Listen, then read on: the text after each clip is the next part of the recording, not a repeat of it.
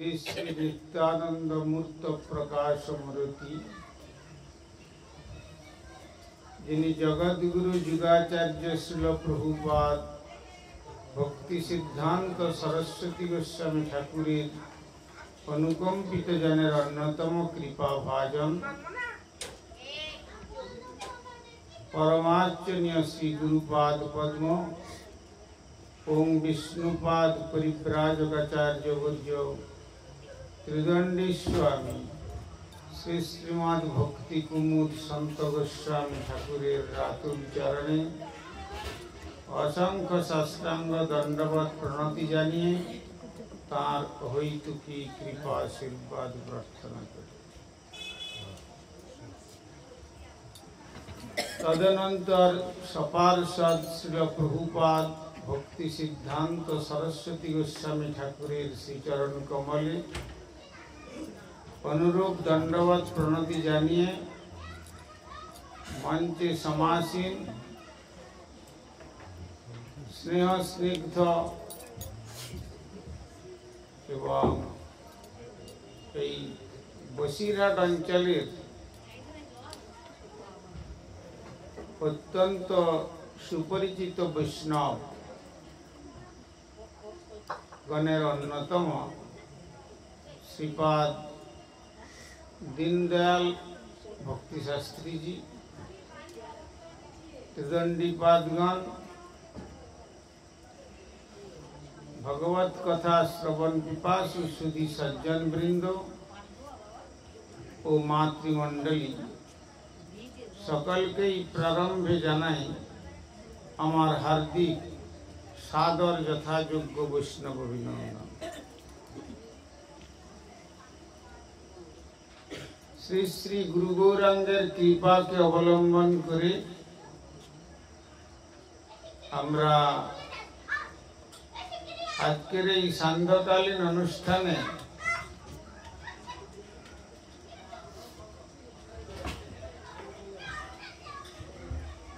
কি নাম माननीय विधान चंद्र मल्लिक महाशयर आश्रम प्रांगणे बसे आमरा कयेकजन व्यक्ति किछु भागवती कथा श्रवणेते अंशग्रहण करवार संकल्प निये उपस्थित हयेछे।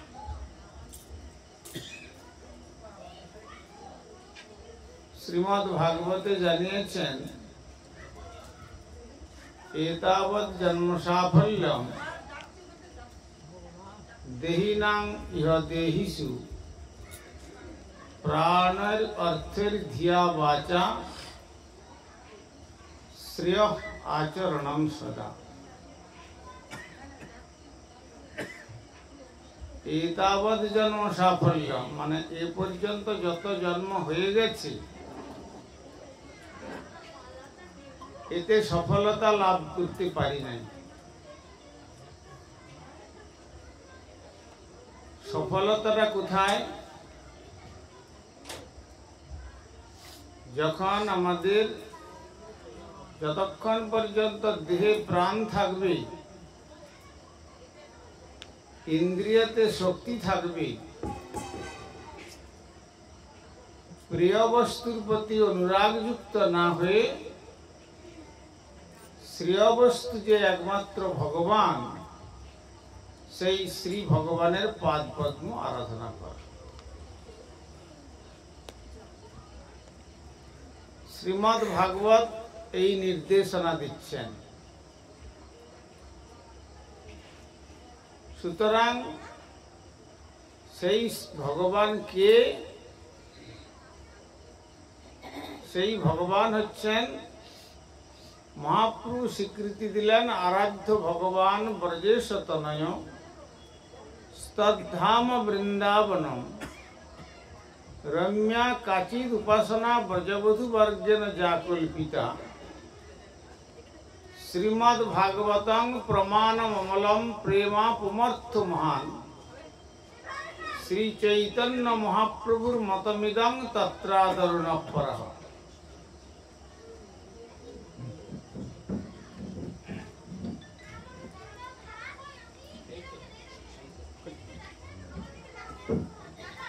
আরাধ্য ভগবান তিনি ব্রজেশ তনয় ব্রজেন্দ্র নন্দন ব্রজরাজ হচ্ছেন নন্দ মহারাজ। নন্দ মহারাজের সন্তান রূপে যিনি জগতে প্রকটিত হয়েছেন, তাকে কোথায় পাওয়া যায়? শ্রীধাম বৃন্দাবন। কাচিত উপাসনা, কিভাবে তার উপাসনা করা যাবে? ব্রজবধূগণ যেভাবে তার আরাধনা করেছেন, প্রমাণ কোথায়? শ্রীমদ্ ভাগবত রূপ মহাপুরাণ অমল প্রমাণ। শ্রীমদ্ ভাগবতং প্রমাণম অমলম। প্রয়োজনটা কি? পঞ্চম পুরুষার্থ, চতুর্বর্গ নয়। ধর্ম অর্থ কাম মোক্ষ এসব জিনিস আমাদের প্রয়োজন নয়। পঞ্চম পুরুষার্থ অকৈতব কৃষ্ণ প্রেম। শ্রী চৈতন্য মহাপ্রভুর মতমিদম। এইটা হলো শ্রী চৈতন্য মহাপ্রভুর সিদ্ধান্ত। তত্রাদর নপর, এছাড়া অন্য কোন মতে শুদ্ধ ভক্তগণের সমাদর নেই। অতএব সেই শ্রীকৃষ্ণ পাদ পদ্ম আরাধনা করতে গেলে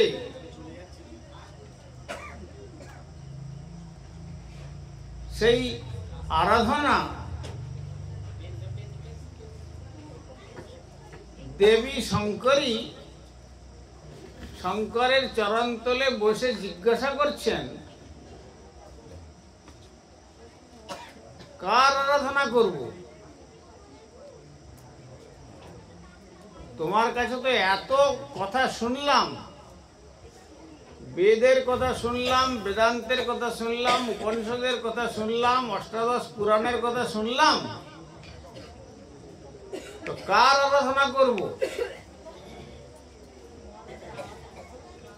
তখন শঙ্কর বললেন যে বিষ্ণুর আরাধনা কর। তখন দেবী বিষ্ণুর সহস্র নাম আরাধনা করছেন।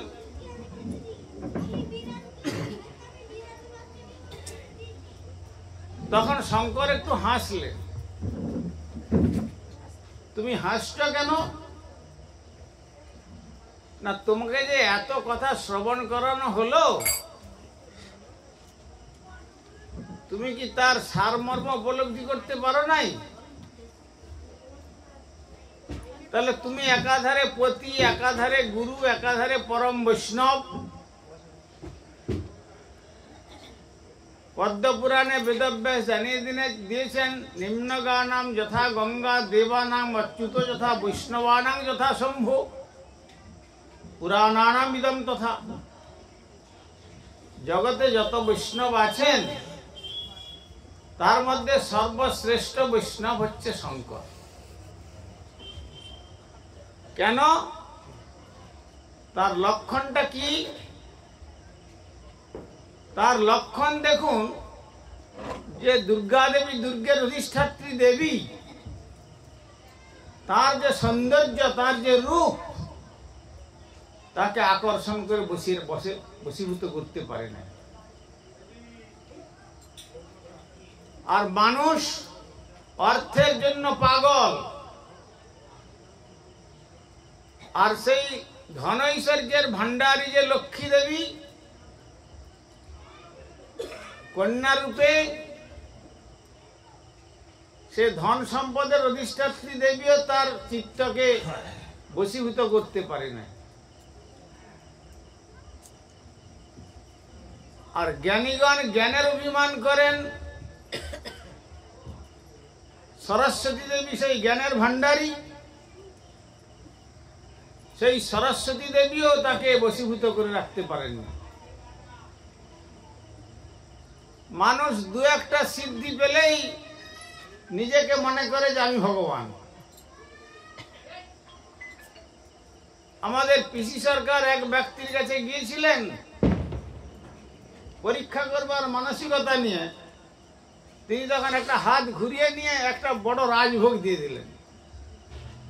তখন পিসি সরকার তিনি নিজের হাতটা একটু ঘুরিয়ে দিয়ে একটা বিরাট স্বর্ণখণ্ড দিয়ে দিলেন। তখন বললেন, ওরে বাবা, এ কি ব্যক্তি এসছেন? তখন তাকে বললেন যে আপনি আমার স্পেশাল রুমে চলুন। স্পেশাল রুমে গিয়ে যখন বললেন, তখন বলছেন, দেখুন আপনি এই সামান্য সিদ্ধি লাভ করে ভগবান কৃষ্ণের আরাধনা না করে নিজেকে কৃষ্ণ বলে জাহির করছেন, নিজেও বঞ্চিত হচ্ছেন আর অপরকে বঞ্চনা করছেন। আমি এই সংবাদ জগতের কাছে ঘোষণা করে দেব। তখন তাকে তিনি তার হাতে ধরে অনুরোধ করে বললেন, দেখুন এটা আমার আপনার মধ্যে রিজার্ভ থাক, এটা কাউকে বলবেন না। কারণ ভগবান বিশ্বরূপ দেখিয়েছেন, তিনি নিজে বিশ্বরূপ সেজে ফটো বের করে বিক্রি করছেন, হ্যাঁ, আর নিজের পুজো করছেন, পুজো করাচ্ছেন, হাঁড়ির ভিতর দিয়ে হাত ঘুরিয়ে ঘুরিয়ে ছাই বের করে দিয়ে বলছেন আমি ভগবান। এ ক্ষুদ্র সিদ্ধি, বলছেন এই সামান্য সিদ্ধিতে আর মানুষকে বঞ্চনা করবেন না, নিজেও বঞ্চিত হবেন না।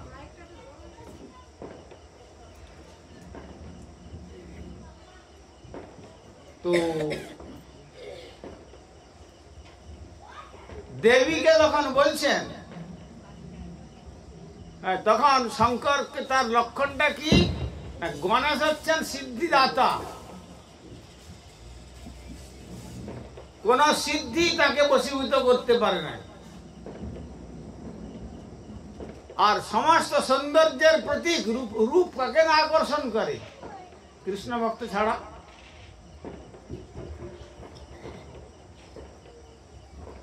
কার্তিক হচ্ছেন সৌন্দর্যের প্রতীক, তার সৌন্দর্য তাকে আকর্ষণ করে রাখতে পারে নাই। কোথায় বাস করছেন? শ্মশানেতে বাস করছেন। কি মায়েরা আজকাল, কি ছেলেরা, কিছু মনে করবেন না, নিজেদেরকে সুন্দর বা সুন্দরী সাজাবার জন্য পার্লারে যাচ্ছে, কত রকম কসমেটিক ইউজ করছে। শঙ্করের কি কসমেটিক আছে? চিতাভস্য।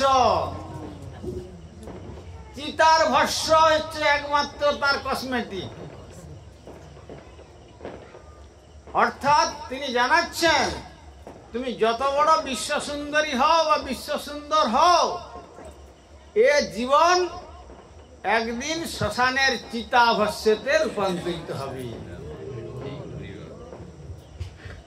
অতএব কিসের গর্ব করো ভাই? রূপের গর্ব সব একদিন চিতাভস্যতে পরিণত হবে। সর্বক্ষণ মনে রেখো যে কখন কোন মুহূর্তে এই চিতা ভস্যতে এই দেহ আমার পরিণত হবে। সুতরাং মিথ্যা অভিমান করে কোনো লাভ নাই, সব বর্জন করেছেন। সুতরাং তুমি পরম বৈষ্ণব, অতএব তুমি আমাকে তাহলে বলে দাও সঠিক কথাটা। তখন বলছেন যে রাম নাম করো, রাম নাম করলেই শ্রেষ্ঠ সাধন হবে। রাম রাম রাম রাম রাম রাম রাম বলে তিনি জপ করছেন। দেখে শঙ্কর আবার হাসলেন। তো আবার হাসছে কেন? তুমি বলছো করতে, আর আমি যখন সাধনা করতে যাচ্ছি তোমার উপদেশ, তুমি হাসছো। বলছেন না, আমি তোমাকে যে তত্ত্বকথার উপদেশ দিয়েছি এখনো তুমি সেই তত্ত্বেতে প্রবেশ করতে পারো নাই। কি করতে হবে না, একমাত্র সমস্ত জীবের মঙ্গলের সমুদ্র হচ্ছেন ভগবান শ্রীকৃষ্ণ নাম। সহস্র নাম পুণ্যানাম ত্রিরাবৃত্তা তুজৎ ফলম একবৃত্তা তু কৃষ্ণস্য নামৈকং তৎপর্যচ্ছতি। 1,000 বিষ্ণু নামের ফল 1 রাম নামেতে পাওয়া যাবে, আর 3 রাম নামের ফল 1 কৃষ্ণ নামে পাওয়া যায়। সুতরাং সে সৌভাগ্য থেকে যখন কলির জীবের পরমায়ু অতি অল্প অল্প সময়ের জন্য সংক্ষিপ্ত উপায় যদি মহৎচরণ আশ্রয় করে নিতাই গৌর সুন্দরের পদাঙ্গ অনুসরণ করে নাম কীর্তন করতে পারে, তাহলে অনায়াসেই শ্রী ভগবানের পাদপদ্ম লাভ করে তার মানব জীবনকে ধন্য এবং কৃতার্থ করতে পারে। এই জন্য সহস্রনামে বলেছেন কৃষ্ণ নাম ভজজীব আর সব মিছে, পলাইবার পথ নাই, জম আছে পিছে। এ খুব শক্ত কারাগার। এই যে কারাগারটা না, আমরা যে সংসারে এসে পড়েছি, এটা হচ্ছে ভগবানের কারাগার। কেন? আমরা কথা দিয়েছিলাম মাতৃগর্ভে, যখন ঊর্ধ্ব পদে হেঁট মুন্ডে আর নাড়ির বন্ধন, এক পাশে রয়েছে মলের ভান্ডার, এক পাশে রয়েছে মূত্রের ভান্ডার, এক পাশে কৃমিকীটের দংশন, রক্ত পুজ ঘৃণিত জিনিসের মধ্যে, তার মধ্যে নড়বার মতো কোনো উপায় নাই। সেই অবস্থাতে মাঝে মাঝে কোমল ত্বকে কৃমিকীট দংশন করে করে যখন রক্ত চুষে নিচ্ছে, তখন সেই সন্তান 7-8 মাসেতে মায়ের পেটে উঁচু করে মাথা তুলছে বেরোবার জন্য, যায় ঠাকুর তুমি আমাকে এই গর্ভবাসং মহাদুঃখম, এই থেকে আমাকে একটু বের করে দাও, এর মধ্যে আমাকে একটু প্রকাশ করে দাও। আমি কথা দিচ্ছি, আমি জন্ম গ্রহণ করার পরে তোমার পাদ পদ্ম আমি আরাধনা করব। কিন্তু জন্মগ্রহণ করার পরে কি হলো? কোন কোন সৌভাগ্যবান জীবকে মাতৃগর্ভে ভগবান দর্শন দেন, তখন সেই দর্শন নিয়ে যখন ভূমিষ্ঠ হলো, সেই দিব্যরূপ যখন চিন্তা করে তখন তো আর কাঁদবে না। যখন কাঁদছে না, তখন এই সমস্ত জগতের যারা তার বন্ধু বান্ধব আত্মীয় স্বজন, তার পিতামহ আদি সকলের চোখে তখন বিষাদের ছায়া। তখন তাকে গরম জল ঢেলে ঠান্ডা জল ঢেলে কত রকম কিছু করে দরকার প্রয়োজনে হসপিটাল নিয়ে গিয়ে আইসিইউতে ঢুকিয়ে সেখানে ইঞ্জেকশন করিয়ে যেই কোন রকমে যে কেঁদে উঠলো, বস তখন এদের মুখে হাসি ফুটে উঠলো, তাই না? তাই তো প্রাকৃত কবি বলেছেন, এ জগৎ কারে ভালো তো বাসে না, এ জগৎ ভালোবাসিতে জানে না। There is no existence of love in this cosmic manifestation. এই জগতে প্রকৃত ভালোবাসা এরা জানে না, এরা কাঁদাতেই জানে। তাই প্রাকৃত কবিও বললেন,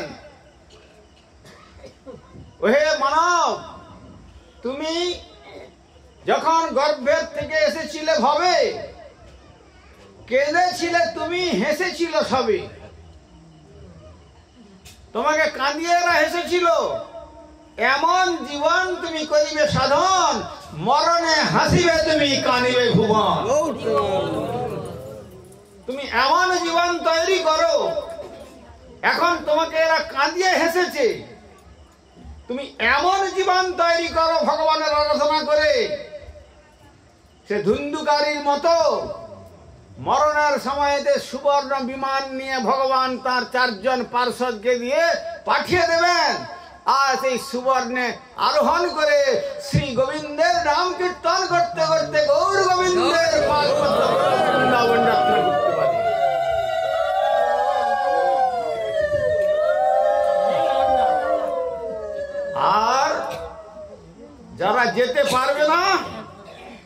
যেতে পারল না তোমার মতো পরমানন্দে, তারা এখন তোমার জন্য চোখের জল ফেলবে। হায় হায়, সে তো চলে গেল কত আনন্দের ধামে, আমরা তো যেতে পারলাম না। সেইটি একমাত্র শ্রী ভগবানের পাদ পদ্ম আরাধনার দ্বারাই সম্ভব। তাই বললেন সেই ভগবান কোন ভগবান? দেখুন, যিনি ভগবান হবেন, স্বয়ং ভগবান, তার অসামর্থ্যতা বলে কোনো জিনিস নাই। তিনি সর্বসমর্থ। বৈকুণ্ঠের লক্ষ্মী নারায়ণের আরাধনা করুন, সেখানে ঐশ্বর্যেতে তার স্থান, সেখানে মাধুর্যের কোনো স্থান নাই। আবার অযোধ্যায় শ্রী রামচন্দ্রের উপাসনা করুন। শ্রী রামচন্দ্র যখন, কিছু মনে করবেন না যারা রাম ভক্ত, যারা শ্রী রামচন্দ্রের আরাধনা করছেন, যখন রামচন্দ্র বনবাসে যাচ্ছেন, অগ্রে শ্রী রামচন্দ্র, পশ্চাতে সীতা দেবী, তার পশ্চাতে লক্ষ্মণ, তার সৌভাগ্য, সীতা দেবীর সৌভাগ্যের কথা চিন্তা করে দণ্ডকারণ্যবাসী ঋষিগণ তারা বলেছিলেন শ্রীরামচরণে প্রণাম নিবেদন করে, প্রভু আমরা সকলে সীতা দেবীর মতো সৌভাগ্য গর্বে গর্বিতা হতে চাই, একটু আপনি আমাদের সেই ভাবে স্বীকার করুন। রামচন্দ্র বলেছিলেন, আমি এখন একপত্নী ব্রতধর, মর্যাদা পুরুষোত্তম, সীতা ব্যতিরেকে অপর কাউকে আমি পত্নীত্ব স্বীকার করতে পারি না। এখানে অস্বীকার করলেন। যদি তোমাদের এই মনস্কামনা পূর্ণ করতে হয়, এই দ্বাপরে নয়, এই ত্রেতা যুগে নয়, দ্বাপরে যখন আমি বৃন্দাবন লীলাতে অবতরণ করব গোপগৃহে, তখন তোমরা সকলে সাধন করে শ্রীরাম বৃন্দাবনে গোপী গর্ভে স্থান লাভ করে গোপী হয়ে জন্মগ্রহণ করো। তারপরে শারদীয়া রাস রজন দিয়ে তোমাদের সকলের মনোবাসনা আমি পূর্ণ করব। সুতরাং তিনি পূর্ণ পুরুষোত্তম, তাই তিনি একমাত্র স্বয়ং ভগবান, একলা ঈশ্বর কৃষ্ণ, আর সব ভৃত্য। যারে যেইছে নাচান সে তৈছে করে নৃত্য। আমাদের কবিরাজ গোস্বামী তার অমর লেখনী শ্রী চৈতন্য চরিতামৃতের তত্ত্ব উপাধি দিতে গিয়ে বলছেন, এই যে শ্রী রামচন্দ্র, তিনি হচ্ছেন ভগবান, হচ্ছেন স্বয়ং রূপ। স্বয়ং রূপের, স্বয়ং প্রকাশের, বৈভব মূর্তির বিলাস থেকে প্রকাশিত যে সত্তা, তিনি হলেন শ্রী রামচন্দ্র, ভগবান শ্রী গোবিন্দের লীলাবতার।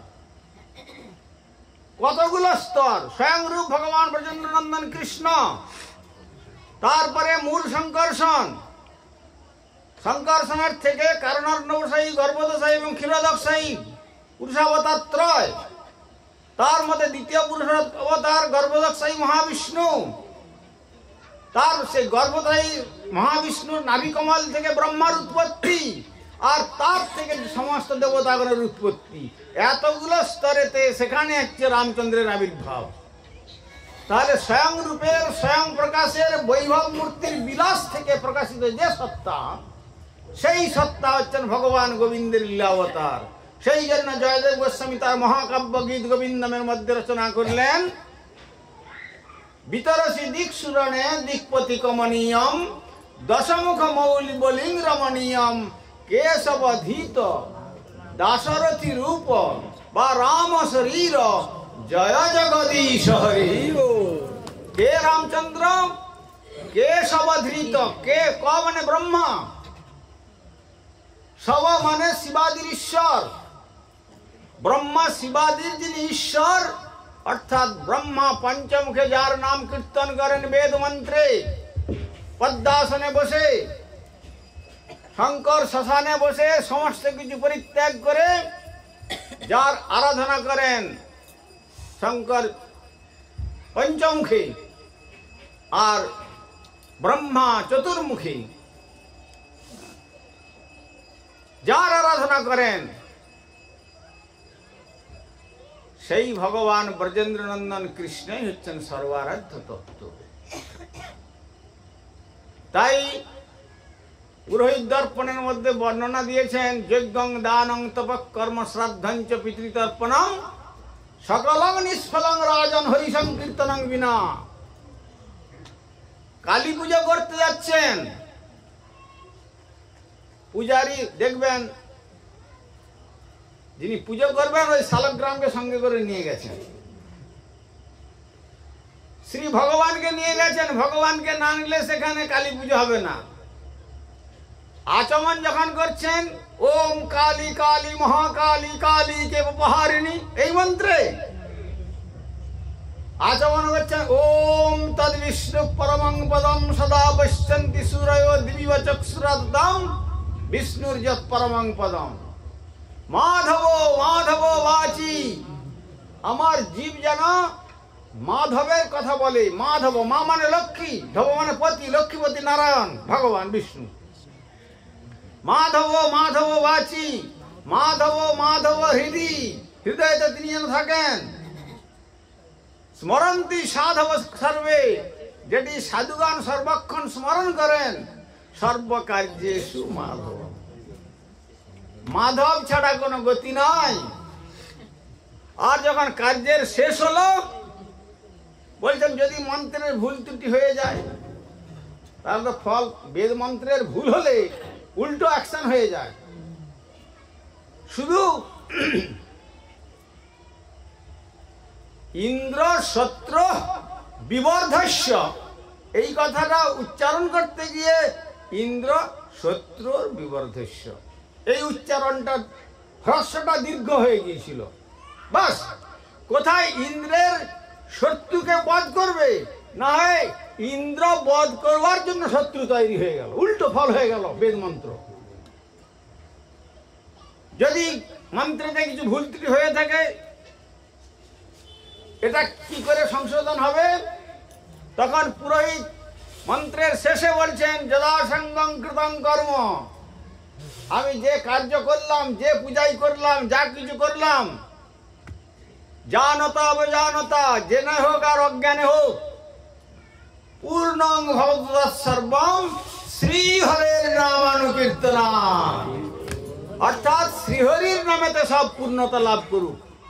কেন? হরিনাম কীর্তনের দ্বারা ত্রুটি বিচ্যুতি সব মার্জনা হয়ে যায়। অতএব হরিরেব সদারাধ্য সর্বদেবেশ্বরেশ্বর, ভগবান শ্রীহরি হচ্ছেন একমাত্র সর্বারাধ্য তত্ত্ব। একটু আগে শুনলেন না, ব্রহ্মা আরাধনা করছেন, শঙ্কর আরাধনা করছেন, ৩৩ কোটি দেবতাগণের রাজা দেবরাজ ইন্দ্র পর্যন্ত যারা আরাধনা করছেন, তাহলে সহজেই অনুমান করা যায় দেবতাদের গতি কি হবে। দেবতাগণের রাজা পর্যন্ত তার চরণ লাভের জন্য কত ক্ষমা চাইছেন। সেই গিরিরাজ গোবর্ধনকে ধারণ করে যখন ভগবান সকল ব্রজবাসীদের রক্ষা করলেন, তখন তিনি সেই ঐরাবত নিয়ে, কামধেনু নিয়ে, আবার মানসী গঙ্গার জল নিয়ে ভগবানের মহা অভিষেক করলেন। ১৬ বছরে মহা অভিষেক করলেন বেদ মন্ত্রী। অভিষেক করে গোবিন্দ নাম রাখলেন। আর গোবিন্দ বললেন, তখন প্রসন্ন হয়ে বললেন, দেখো ইন্দ্র, নিজ নিজ অধিকারে থেকে অধিকারচ্যুত কার্য করবার চেষ্টা করো না। এরপরে যদি এরকম কিছু করতে যাও তাহলে তোমার ইন্দ্র পদটাই চলে যাবে। ভগবান তাই সর্বারাধ্য তত্ত্ব, তিনি হচ্ছেন ভগবান শ্রীকৃষ্ণ। কেহ মানে কেহ না মানে সব তার দাস। যে মানে তার হয় শ্রী গোলকেতে বাস, আর যে না মানে সেই পাপে তার হয় সর্বনাশ। অতএব আমরা আমাদের জীবনকে সর্বনাশের পথে না ডেকে, যা যিনি সর্বদা কীর্তনীয়, মহাপ্রভু বলছেন কীর্তনীয় সদা হরি, সর্বদা হরি কীর্তন করণীয়, সেই যজ্ঞ করুন। যজ্ঞেতেও হরি কীর্তনের দরকার হবে। দান করতে যান, দানেতেও হরি কীর্তন করে দানের পূর্ণতা আসবে। তপস্যা করতে যান, সেখানে হরির স্মরণ করে তপস্যাকে তার সিদ্ধি লাভ হবে। যজ্ঞ দানং তপ কর্ম, কোনো কর্মাঙ্গের অনুষ্ঠান করতে যান, সেখানেও হরি কীর্তনের প্রয়োজন হবে। শ্রাদ্ধাদি করতে যান পারলৌকিক কীর্তিতে, সেখানে হরি কীর্তন করতে হবে।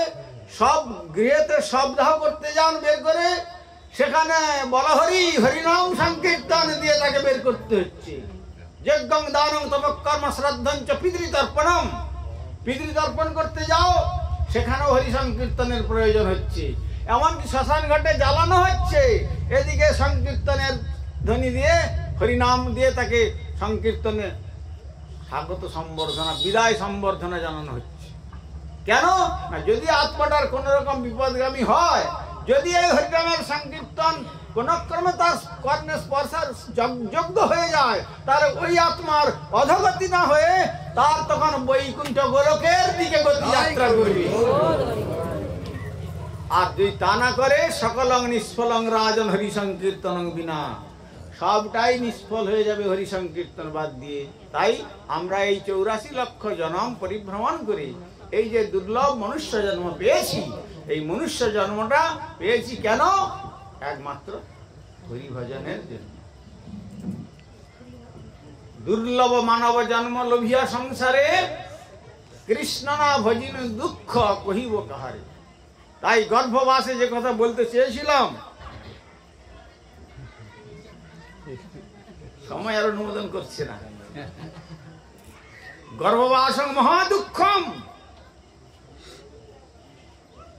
কিন্তু জন্ম হইল, জন্ম হওয়ার সঙ্গে সঙ্গে এরা এমন ভাবে আমাকে তৈরি করলো যে যাতে করে তোমার পাদপদ্মটা একবারে ভুলে যায়। এবার ছেলের আর পা মাটিতে পড়ে না, স্বজনের কোলে, স্বজনের আদরের ছেলে স্বজনের কোলে হাসিয়া কাটানো কাল। একবার কোলে নেয়, দেখি দেখি তোমার ছেলেকে, আবার সে আদর খেয়ে খেয়ে আবার আরেকজন বলে দেখি দেখি তোমার ছেলেটাকে, দেখি কত সুন্দর। স্বজনের কোলে, আদরের ছেলে স্বজনের কোলে হাসিয়া কাটানো কাল, আর জনক জননী স্নেহতে ভুলিয়া সংসার লাগিল ভালো। তারপরে যখন একটু বড় হলাম, তখন পড়াশোনা করলাম। আদরের ছেলে পড়াশোনার জন্য ভর্তি করা হলো, স্কুল কলেজ ইউনিভার্সিটি যে যেখানকার নলেজ জ্ঞান দেওয়া হলো। তারপরে কি হলো, ধন উপার্জন করবার জন্য জীবনটাকে উৎসর্গ করে দিল। দেখুন, প্লেনে করে যাচ্ছে কোথায়, আমেরিকা আদি, কিসের জন্য? দুটো অর্থ উপার্জনের জন্য। যদি ইঞ্জিনটা খারাপ হয়ে যায়, মুহূর্তের মধ্যে জীবনটা শেষ হয়ে যাবে। মানুষ কাকদ্বীপে গেলে দেখবেন লাইফ বন্ড দিয়ে তারা ফিশারিতে নামছে। কেন? দুটো পয়সা পাবে বলে। আর যদি বিরাট সাইক্লোন হয়ে যায়, ওখানে কি হবে?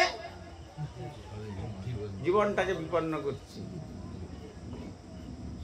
কিন্তু জীবনটাকে তুচ্ছীকৃত করছে এই জগতের জন্য, কিন্তু ভগবানের জন্য জীবনটাকে উৎসর্গ করতে পারছে না। আদরের ছেলে স্বজনের কোলে হাসিয়া কাটানো কাল, জনক জননী স্নেহতে ভুলিয়া সংসার লাগিল ভালো। তারপরে বিদ্যার গৌরবে ভূমি দেশে দেশে ধন উপার্জন করি, স্বজন পালন করিয়া এক মনে ভুলিনু তোমারে হরি।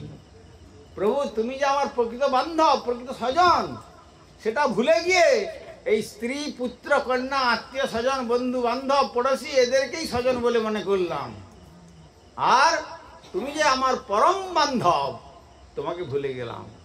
এখন বার্ধক্যে, এখন ভকত বিনোদ কাঁদিয়া কাতর অতি, হরি না ভজিয়া তোরে দিন বৃথা গেল, এখন কি হবে গতি। বার্ধক্য এসে গেল, অঙ্গং গলিতং গলিত পলিতং মুন্ডং দন্ত বিহীনম জাতু তুণ্ডম করধিত কম্পিত শোভিত দণ্ডম তদগ্নমঞ্চতি আশা ভাণ্ডম। এই সংসারের আশা তবু আমার মিটল না। তাই আচার্য শঙ্কর বলছেন, যদি সুমঙ্গল চাও শ্রীকৃষ্ণ গুণগান গাও। হরে কৃষ্ণ হরে কৃষ্ণ হরে কৃষ্ণ হরে কৃষ্ণ কৃষ্ণ কৃষ্ণ কৃষ্ণ কৃষ্ণ হরে হরে হরে হরে হরে রাম হরে রাম হরে রাম হরে রাম রাম রাম হরে হরে হরে হরে। এই জগতে যেমন আমরা সমস্ত আগে ডায়াল করা টেলিফোন ছিল না, হ্যাঁ, কিন্তু সেই স্থানে যাওয়ার জন্য আমাদের প্রেমের ঠাকুর শ্রী চৈতন্য মহাপ্রভু 5, 7, 10টা ডিজিট দেয়নি, একবারে 16 ডিজিটের ফোন নাম্বার দিয়ে দিয়েছেন। 16টা ডিজিট, কিন্তু 16টা ফিগার। হ্যাঁ, সেখানে 16টা ওয়ার্ডের মধ্যে 32টা অক্ষর, তাহলে 32 ডিজিটের টেলিফোন। সেই টেলিফোন যদি কেউ ডায়াল করতে পারেন ঠিক মতো জায়গায়, তাহলে আপনার কেশা আকর্ষণ করে একবারে সোজা গৌর গোবিন্দের। তাই মহাপ্রভু বললেন যে দেখো, প্রভু কহে কহিলাম এই মহামন্ত্র, ইহা জপ গিয়া সবে করিয়া নির্বন্ধ, ইহা হইতে সর্বসিদ্ধি হইবে সবার। সার্বজনীন উপদেশ। সর্বক্ষণ বলাইতে বিধি নাই, আর কোন সূচি অসুচি নাই, সর্বক্ষণ করতে পারবে। কি শয়নে কি ভোজনে কিংবা জাগরণে, অহর্নিশ চিন্ত কৃষ্ণ বলহ বদনে, হরি নাম বিনা কলিকালে নাহি আর ধর্ম, সর্বমন্ত্র সার নাম এই শাস্ত্র মর্ম। অন্যথা যে মানে তার নাহি কলিকার, নাহি নাহি নাহি এই উক্তি এবকার। আবার বলুন সকলে একবার, হরে কৃষ্ণ হরে কৃষ্ণ কৃষ্ণ কৃষ্ণ কৃষ্ণ কৃষ্ণ হরে হরে হরে রাম হরে রাম রাম রাম হরে হরে। এই সকালে ডায়াল করে দিলেন, কিন্তু এবার যার ভাগ্য আছে সেখানে কানেকশন হয়ে যাবে, তখন ওখান থেকে সংযোগ ঘটবে, আর সেই সংযোগের ফল সোজা গৌর গোবিন্দের পাদ পদ্ম গোলক বৃন্দাবন ধাম যাত্রা করে আমাদের জন্ম মরণ চক্রের থেকে আমরা চিরনিষ্কৃতি লাভ করতে পারবো। পঞ্চা কল্পতরুভ্যস্য কৃপা সিন্ধুভ্যেব চ পতিতানাং পাবনেভ্যো বৈষ্ণবেভ্যো নমো নমঃ। জয় জয় শ্রী শ্রী নিতাই গৌর প্রেমানন্দে। ভাজো ভাজো মনদির করি, মুখে বলো তার নাম। ভাজো ভাজো হরে মনদির করি, মুখে বলো তার নাম। ব্রজেন্দ্র নন্দন গোপিকা